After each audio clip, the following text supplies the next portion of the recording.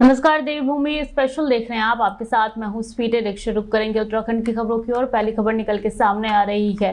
बता दें कि जहां जिला ऊना बीजेपी कार्यालय दीपक कमल में आज भारतीय जनता पार्टी हरौली मंडल की बैठक दोनों मंडल अध्यक्ष के नेतृत्व में आयोजित हुई। इस बैठक में विशेष तौर पर हमीरपुर लोकसभा क्षेत्र के सांसद अनुराग ठाकुर ने शिरकत की। उनके साथ साथ हरौली विधानसभा क्षेत्र से बीजेपी नेता रामकुमार, अजय जोशी, धर्मेंद्र राणा विशेष रूप से उपस्थित रहे।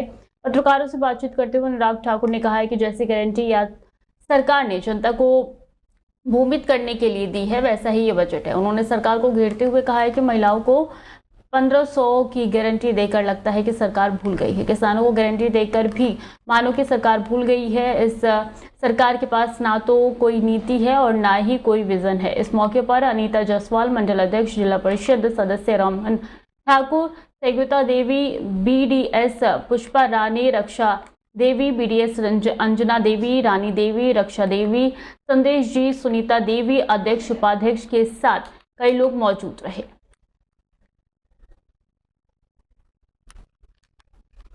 बजट दिशाहीन है। दूसरा, दोष मढ़ने के अलावा कोई और काम कांग्रेस की सरकार नहीं कर रही।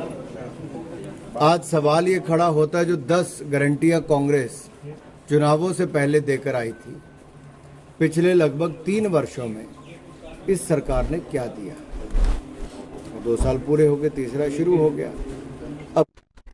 उत्तराखंड में एक बार फिर से कैबिनेट विस्तार की चर्चाएं तेज है। पिछले दिनों कैबिनेट मंत्री प्रेमचंद अग्रवाल ने अपने पद से इस्तीफा दे दिया था, जिसके बाद आर्मी कैबिनेट के 5 पद रिक्त हो गए। माना जा रहा है कि जल्द ही कैबिनेट विस्तार होने के साथ ही कुछ नए चेहरों को कैबिनेट में जगह मिल सकती है। बीजेपी के प्रदेश प्रभारी मनवीर सिंह चौहान का कहना है कि मंत्रिमंडल का विस्तार मुख्यमंत्री के विशेष अधिकार पर निर्भर करता है। केंद्रीय नेतृत्व का जैसा ही निर्देश प्राप्त होगा, उस समय मंत्रिमंडल का विस्तार किया जाएगा।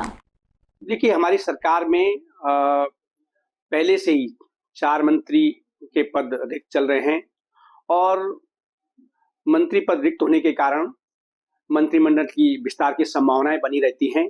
और मंत्रिमंडल का विस्तार कब होगा और कौन मंत्री बनेंगे, ये इसका विशेषाधिकार माननीय मुख्यमंत्री के पास रहता है। और हमारे केंद्रीय नेतृत्व के निर्देश पर जैसे ही निर्देश प्राप्त होगा और माननीय मुख्यमंत्री। फतेहपुर से खबर है, जहां विधानसभा क्षेत्र के तहत आटीपल्ली बनाल सहकारी सभा का साधारण अधिवेशन मंगलवार को बुलाया गया, जिसमें सभा से जुड़े दर्जनों लोगों ने हिस्सा लिया। अधिवेशन संबंधी दोपहर 2 बजे जानकारी देते हुए सभा सचिव सुशील कुमार ने बताया है कि अधिवेशन दौरान वित्त वर्ष 2023-24 का लेखा जोखा प्रस्तुत किया गया है। तो वही सभा के सदस्य रहे किडनी प्राप्तकर्ता स्थानीय सतीश कुमार और किडनी दानकर्ता उनकी पत्नी को सम्मानित किया गया। साथ ही सभा ने एक मत निर्णय लिया, सभा द्वारा संचालित जनता पैलेस वरोट में किसी भी तरीके के मांसाहारी और मदिरापन के कार्यक्रम नहीं किए जाएंगे। ज्वाली से राजेश ने ये रिपोर्ट जो है वो समक्ष पेश की है। आज हमारी सहकारी सभा को जो है साधारण अधिवेशन रखा हमने, तो इसमें हमने जो है लोगों को है 1/4/2023 से 31/3/2024 तक जो हमारा लेन देन हुआ है वो अपने सदस्यों को जो है पढ़कर सुनाया है। और आज हमने जो है एक विशेष रूप से हमारे जो सहकारी सभा के सदस्य थे श्री सतीश कुमार जी, जो जिनकी किडनियां खराब थी, उनको हमने सभा की ओर से जो है आर्थिक और सामाजिक रूप से जो है सहायता की थी। और भगवान आयुक्त कुमाऊं मंडल दीपक रावत की अध्यक्षता में हुई आरटीए की बैठक में हल्द्वानी शहर के 6 नए रूटों पर सिटी बस संचालक को हरी झंडी मिल गई है। हल्द्वानी शहर की बढ़ती आबादी के मद्देनजर शहर के आंतरिक मार्गों पर माह जून से सिटी बसें दौड़ने लगेंगी, जिससे यात्रियों को अब इधर उधर जाने की सहूलियत हो सकेगी। वहीं आयुक्त दीपक रावत ने बताया कि बैठक में परिवहन विभाग के अधिकारियों के साथ ही ट्रांसपोर्ट और अन्य लोगों को बुलाया गया था और सभी से बातचीत के बाद ये निर्णय लिया गया है। हल्द्वानी शहर के मुखानी, लामाचौड़, 3 पानी, रामपुर रोड, गोलापार, काठगोदाम सहित 6 रूटों पर सिटी बसें चलाई जाएंगी, ताकि शहर में आवागमन के दौरान यात्रियों को सुविधा हो सके। आरटीए की बैठक आज हुई है। इसमें ट्रांसपोर्ट के ऑफिसर्स, बाकी स्टेक होल्डर्स, अन्य ट्रांसपोर्टर्स वो सब भी मौजूद थे। तो पहला निर्णय तो ये हुआ है कि हल्द्वानी में 6 अलग अलग रूट्स पे जिनका नोटिफिकेशन हो चुका है, सिटी बस चलाई जाए, जिसके लिए आवेदन मांगे गए थे। बहुत अधिक संख्या में आए, तो जो रूट्स हैं उस पर 20% के हिसाब से हमने इनिशियली अलाउ किया है।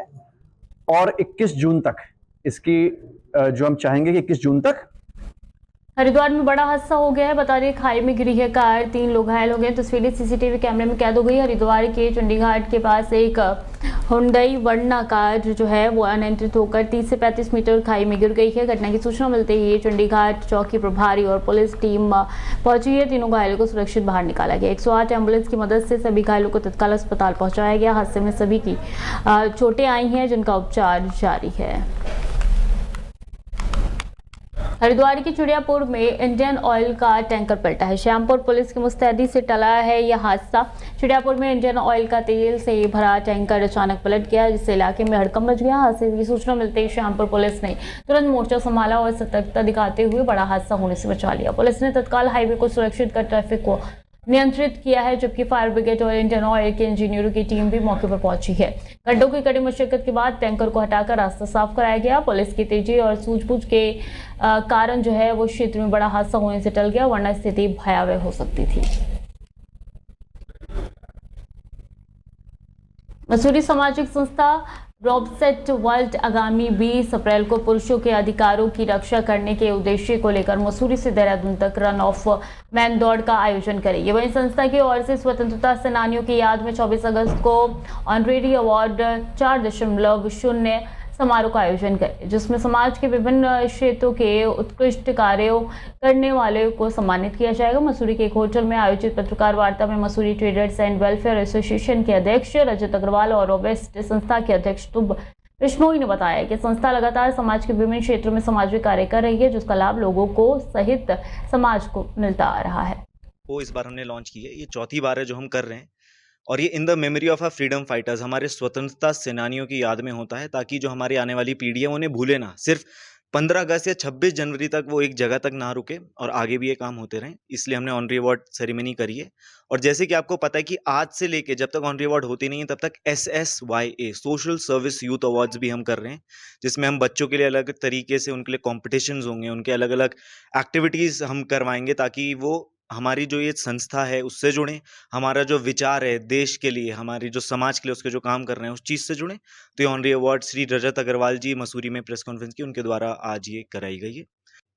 का आज एक शुभारंभ करा गया है, जिसमें समाज के विभिन्न क्षेत्रों के जो लोग जो अच्छे कार्य कर रहे हैं, जो विभिन्न क्षेत्रों में लोग अपना दायित्व निभा रहे हैं, अपनी दैनिक जीवनचर्या को छोड़ते हुए समाज के हित में काम कर रहे हैं, उन लोगों को चिन्हित कर उन लोगों के नामांकन बुलाकर ऐसे लोगों को प्रोत्साहित करने का कार्य किया जाता है रोबोस्ट वर्ल्ड द्वारा, शुभ बिश्नोई जी द्वारा।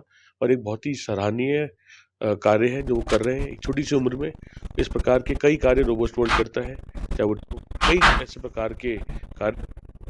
और पिरान कलियर के धनौरी गेट के पास बीती रात उस वक्त हड़कंप मच गया जब एक खाली घर में अचानक मगरमच्छ घुस गया। मगरमच्छ को घर में देखकर स्थानीय लोग घबरा गए। आनन फानन में इसकी सूचना पुलिस को दी। मौके पर पहुंची पुलिस ने स्थिति को संभालते हुए तुरंत वन विभाग को इसकी जानकारी दी।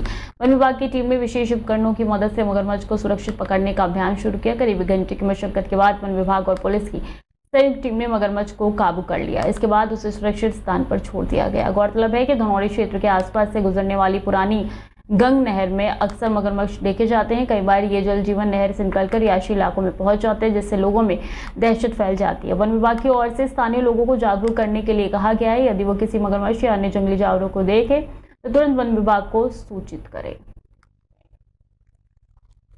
तो फिलहाल के लिए बुलेटिन में इतना ही। खबरें लगातार जारी हैं, देखते रहिए डेली 24 भारत।